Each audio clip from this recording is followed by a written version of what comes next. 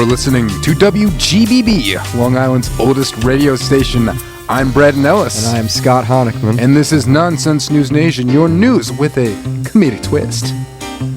Coming up in just a few minutes. A certain fruit sold for a crazy amount of money. A Canadian goose enters a mosh pit. Oh yeah. Some say Biden is too old to be president. Biden disagrees. Get your prune juice ready, because the elderly are running rampant. A money printing company is running out of money. A drunken Tom Holland single-handedly saves Spider-Man's life. And a certain deceased Avenger gets her first movie trailer ever. All this and much more coming up on Nonsense News Nation, your news with comedic twist. Hey everybody, we're back. We're back and ready for some action. We hope you are. You know, the holidays are coming up soon. Hope you're getting ready for that. Hopefully hypothermia has not caught up with you just yet. You're dressed and warm. And you're relaxed on your couch listening to Nonsense News Nation. Your news with the comedic twist. That would be the ideal holiday plan for me. I don't know about you. Well, I don't really celebrate much Christmas, so it's not very extravagant. I think we should start off by going into our first story. I think that's a brilliant idea. Well done, I think Scott. that's why we're here. All right. But I could be wrong. See what a college education does? Him and his brilliant ideas. So we're going to go to our very first segment, National News. Scott, what do you have today? I have a couple of stories from around the Union. There is no state immune to nonsense, Brandon. It feels like it's been a decade since we've been on the air, but just because we haven't been around doesn't mean the nonsense went on vacation. Let's dive right in.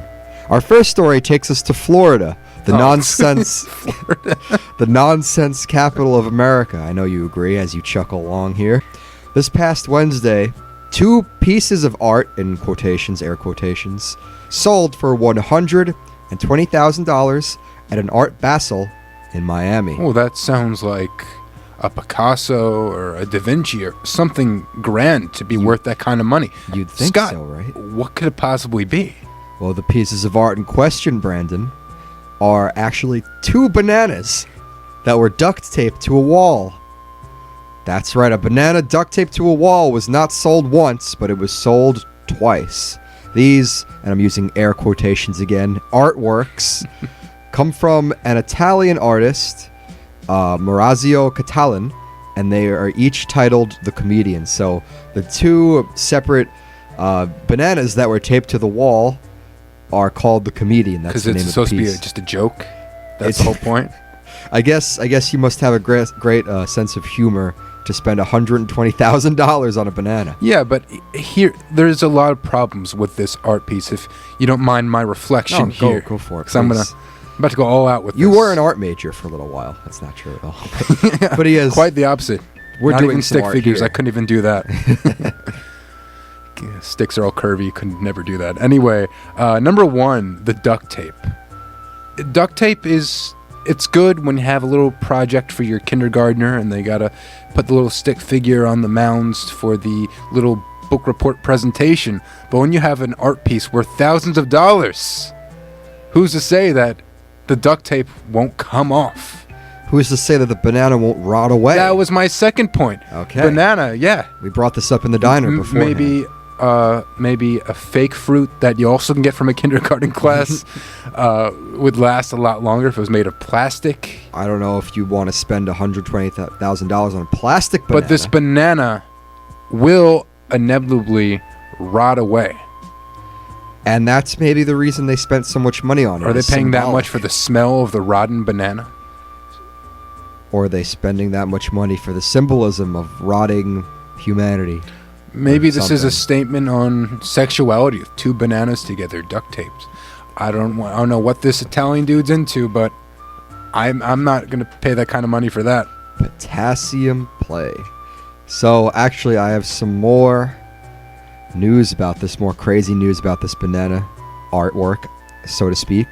There's actually a 3rd edition of The Comedian. A third banana. A 3rd edition will be sold this month for not $120,000, but this time $150,000. This 3rd edition, I don't know what makes this edition different than the previous ones. It's more than all my internal organs combined. All right, what is this? I wish I know. We'll come back to this later this month when this 3rd edition is sold, and we'll talk more about Is it a cucumber? We're not sure. There's no information. Sausage? It's a plantain. Whatever it is, it's probably going to rot in 5 days and be worth thousands of dollars. But it's beautiful. It's art, Brandon. How could you not think it's art? I mean, if you're a vegan and it's all you can eat, then any banana you see is art. We love vegans on We this do show. love vegans, truthfully. You know what I love? I love a good mosh pit, Scott. That's what I love. Oh, me too. So just like that's the Block where Party show. Exactly. Good times. Good times. Yeah, That's great times. That's my segue to my own story. All right, so I am dedicating my first story to you, Scott. Aw. Just looking at the many edgy tattoos on your body. Many, just 1 or 2, man. 3 or 4, come on. We're getting there. Seeing those tattoos, I could tell you're an edgy punk rocker that may or may not be a little emo. We all have a little emo in us. Just a little bit. Just enough. And this story takes place in a mosh pit where you would probably rock out and show your tattoos and flaunt them around and prance around. That's what a mosh pit is, right? It's all about hurting people and showing off your artwork. Right, yeah. For those who don't know how to rock or roll, mosh pits are giant circles formed during rock venues where people decide to run around, flail, and punch each other instead of watching whatever artist they paid $75 to see that night. That's usually what happens, but it's a good time. The pit at Ohio's punk venue, The Broken Bottle. Nice. Hope it's not glass, a little dangerous. It seemed as ordinary of a pit as a pit inside a peach. Well, until a wild Canadian goose swooped down from the heavens and landed straight into the pit. Was this goose wearing a mohawk, and did it have a leather jacket and the pins and stitches on it? You'd think as people were freaked out. So usually the only way to end a mosh pit is with a slow musical ballad. So they can't punch each other. They can't punch each other to a slow song. You could, but It would be it'd be like a tickle. It wouldn't that's be much of a different punch. type of romantic. Exactly. But all it took was a bird from the maple leaf country. That's all it took. Those that weren't horrified by the black and white beast attempted to shoo it away, but with no avail. The bartender at the venue took his weapon of choice, a trusty broom, and gently nudged the goose. Unfortunately, this only angered the bird. 2 bands waiting to play left the safety of the backstage to check out the hubbub, only to immediately flee back in absolute dread of the feathery foe. Animal control was called, but even they refused to help the club. They didn't have the guts. The Broken Bottle was left with no choice but to close the venue until the goose leaves. So while you may not be able to mosh at the Broken Bottle, you do have the opportunity to play a nice game of Duck, Duck, Goose. This goose just wanted to rock out to his favorite band with some nice fans, but no, he couldn't even go. Maybe he didn't have a ticket. Maybe that's what it was. He didn't pay for a ticket. He just swooped in. I don't know. I feel like they're being discriminatory towards this bird who just wanted to go to a venue. He wasn't with his other goose friends. They're more into Ariana Grande. And he wanted to express himself with some punk rock and maybe honk around as a goose does. And they should have let him do that. But no, they have segregated venues for geese, Right. apparently. This just makes me really infuriated. But you know what else makes me infuriated? The fact that they were singing Bird is the Word and the bird could not rock out to it. That's also very infuriating.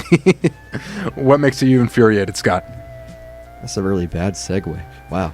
It makes me infuriated to say that Joe Biden... Oh, God.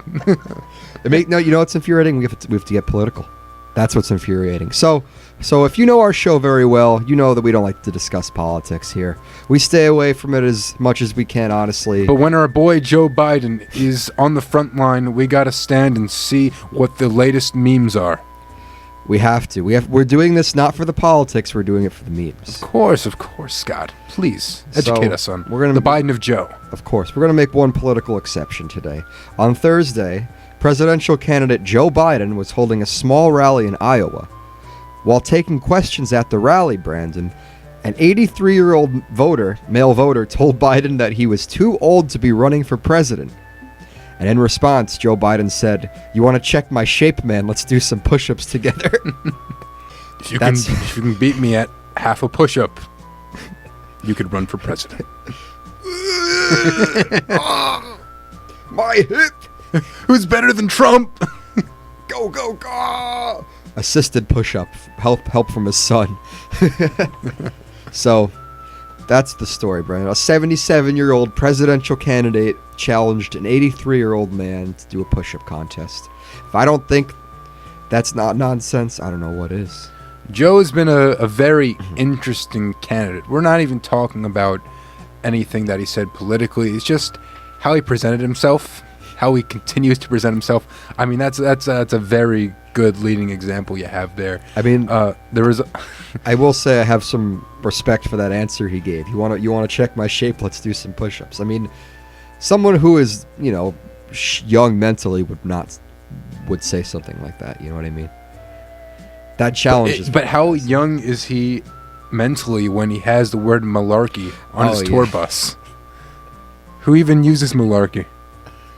It's not 1950, guys. It's not. I'm gonna use Malarkey now just to make him. It's not feel Elvish. So alone. It's not like radical. No mortal tongue has said Malarkey. It's definitely not English. It's Old Latin. It's Old Latin from 18 something. I don't know. Thanks, Biden. There's another. I told you when we were hanging out before the show that there's this picture of Joe Biden sucking on his wife's finger, like during a political rally. So she kept pointing to Joe back and forth, and he noticed it. She kept doing it, and then at one of her final points, he took his mouth and gave it a little lick, a little bite, and it was very quick, and it was just a joke. It was a funny Joe little Biden cute is a thing. freak. But like the picture, if you look at pictures and images, it looks like he's lingering on that finger, like there's a little bit of chocolate. Ew. Moving on. He's like, I think this is Malarkalicious. I think we're gonna move on now to our next segment, international news. All right. So Joe has taken over the country, but let's see what's happening in other countries. And lucky for you, I believe I got a banger. All right, so grab your favorite manga and anime body pillow because our next story is in Japan. North Korea. Now Japan. Yeah, just Japan. We'll be safe there. Unfortunately, dear listeners, we're not entering Tokyo for their pocky or bubble tea, but rather for a rather unusual crime. Let me explain. You see, there have been numerous reports of a 71-year-old man, that isn't Joe Biden, getting arrested for making thousands, and I mean thousands of phone calls to a phone company and complaining. Thousands! If you want to be specific, it's close to, let me count my fingers, 24,000 for all the math nerds out there who are curious. He accomplished this, honestly, Guinness World Record feat, making toll-free calls in a span of 8 days. Hanukkah has a new definition with this man right here, this elderly man. He waited till the last candle was out. This was my Hanukkah wish. Media outlets are even making the claim that he made thousands of more phone calls using payphones. Yes, payphones. You know, those ancient phone systems you probably see in a museum that involved paying actual money to make a single phone call. Ancient, yeah. And this man made reportedly thousands with payphones. Incredible. Why was he calling the phone company? Because he had the money to do that. Why not?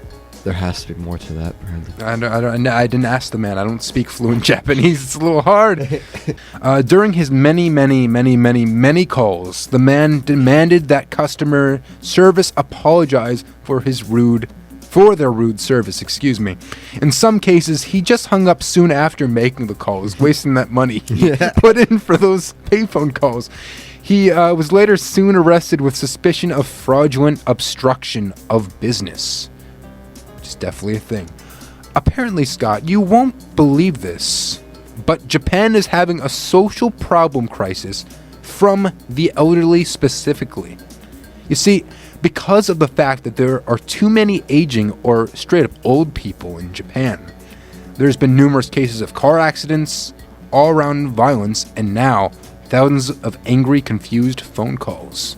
There's too many old people. So this could easily be dementia, some form of Alzheimer's.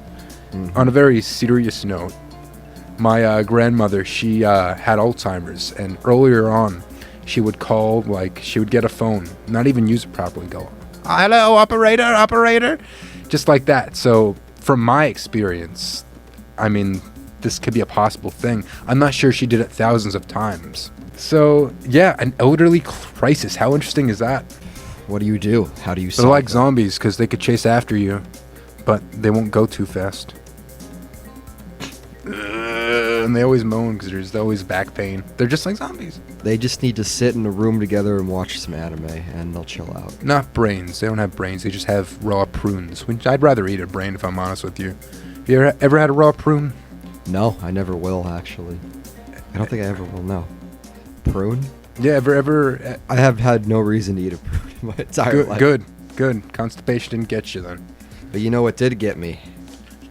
This Well- next story. Oh, okay. Got- That's got smooth. to That's me. real smooth. All right, what do you got there? I have a story, an international story right here that takes That is place the segment. in Russia. That's right, we're off to Russia. What? Or are we?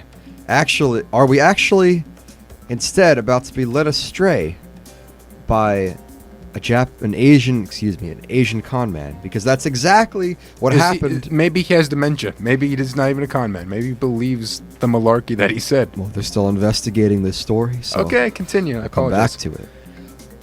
Because that's exactly what happened to the victims in our next story. 5 Southern Asian immigrants were victim of what I'm calling migrant fraud. A man led the 5 immigrants to a fake border between Finland and Russia for $10,000 per migrant. He put up fake border signs and fences in eastern Finland to make it seem as though the migrants were actually entering Russia. So the man was in a South Asian country. He took 5 migrants. He promised he could make them cross the border into Russia, but he Right. lied. He took them all the way up to Finland, and he said And that they were in Russia, but they They were actually totally in bought Finland. it, even though the signs were clearly in crayon. Even the signs were written in stencil, but it was enough. So, what happened? What did They happen? did. The man is now being arrested, and his fake signs and fences have been demolished. According Really? to the I think report. they can go for a lot of money in an art gallery. Probably close to $120,000. Just make sure you duct tape the signs to the wall first. Duct tape is like gold in art terms. Bananas. I will never, ever, ever understand that. Don't try to get into that man's head. And as for the migrant victims, they were detained and they're being deported back to their respective countries. They're not even going to Russia. And they're Aw, not even getting man. their money back. I'm sorry, Putin. I know you're really looking forward to them, but they ain't coming. We're actually going to be getting Putin on a show in the very near future, so Really? stick around. For the Christmas, Hanukkah, Kwanzaa special? Yes. We're going to have a Russian Hanukkah special. My New Year's resolution is to have Putin be our third co-host. He's For been our very- Russian demographic. Yeah, we're trying to expand our audience. And it'll be... He can't talk about politics. He just has to talk about BS. He has to talk about the puppy he got for Christmas last year. It's adorable. I love it. Please contact us, Putin. You know, we have a website. And Putin, put on a shirt when you come here. I'm just saying. Anyway, you know what? I want to jump to another segment that you have. Yes, The yeah. fails segment. Oh, yeah, I'm going back for back on this one. Yes. So, if you don't know, fails means fails. The latest and greatest, the goofiest and gaffiest of failures. someone say Goofy? Just like that. We talk about that, all the goofiness that Disney may neglect from Goofy. That's right. And my story is extra goof. For our fail this week, we have a you only had one job type of failure, Brandon. De La Rue, which is a company responsible for printing money for more than 140 countries, is running out of money. Their only job is to print money and passports too, but mainly money, currency for other countries, and they don't have money. How can this be happening, you may ask? The company claims that 2 major setbacks last year made the future of the company very uncertain. 1, the company will no longer be printing money for the UK after Brexit, which is, a big deal because there's more than one country. My stars and garters. My pounds. Where are they? I don't know what your favorite British bands are going to be doing, Brandon. They're going to be broke. All my favorite bands are British. I know. Block Party is going to be broke. There's no point in using my ears anymore. Just cut them off. I can't listen to music now. They're broke. We'll have to come to the US, but... All the songs are sad and about poverty. Well, they are now because they don't have the money. Except Paul McCartney, who's living in America, just chilling. And I'm fine, guys. What are you talking about? What the heck are you talking about? We have to get him on, too. Putin and Paul McCartney. Together. Dude, yeah, they're dating, right? That's what I heard. They're in love. Not just dating. What are you talking about? That would be the craziest scandal. I love you, Putin. All time. Love you, Paul McCartney. USSR was my favorite song. That was what the song was about. It was Paul McCartney going back and forth from Britain to have a secret relationship. I love you. Any more from your story, man? Yes. So that was the first reason why this company is running out of money. The second reason is that last year, Brandon, De La Rue lent Venezuela $18 million and has not received any of the money back. Oh, that's cruel. It's very cruel. Don't fail on us now, De La Rue. The world needs your bank for their banks. Every time you say De La Rue, I think De La Soul. It's like a rap group from the 80s. Yeah. Good group. That's what the company's named after. Company's named after a rap De group. La Soul from the soul. Anyway, we're going to go to our final segment. As Scott just loses it in front of us. I thought it's of an inside be joke. entertainment news for your entertainment. Everyone's favorite. Talk about movies. We talk about music. We talk about your latest fan fiction. Anything entertaining, we talk about it. So the first story is about our old boy Spidey. This is like the third time we're talking about We this. never shut up but about Spider-Man. A different perspective, I know. So there was news, I don't know if it was like a couple months ago at this point, that Spider-Man was leaving the Marvel Cinematic Universe because Marvel and Sony couldn't finish a proper deal because Marvel and Disney, they don't own the rights to Spider-Man. They just have a deal to have them in a certain amount of movies, and the contract concluded. So the news that we have now is that Bob Iger, the Disney CEO, the news was there. Tom Holland knew about it. I think he was at a bar with his friends. In the pub. In the pub, yes. In the pub. If there's a lack of pounds. He was drunk, because that's what you do in a pub. And he calls, and Tom Holland didn't recognize the number. And he's like, oh, God, it must be Bob Iger. He sort of knew. And then he's like, hi, this is the Disney CEO. Tom here, can we talk? And then he balls and loses it, and he starts crying. And apparently, reportedly, that crying helped convince Bob Iger to negotiate another deal to get our boy Spider-Man back in the MCU. And we have a clip of probably what Tom Holland sounded like crying to Bob Iger on the phone. So check it out. I don't feel so good. You're all right. I don't know what's happening. I don't know. He's very distraught, as you can tell. I don't want to go. I don't want to go, sir. Please. He doesn't want to go. He Please, loves Marvel so much. How could anyone deny that man? Yeah, crying look at his that cry. wish? Not even Bob Iger, the CEO of Disney, could say no. Speaking of Disney and Marvel, we got one more story. We do? For all those unaware, there's a new Black Widow movie trailer.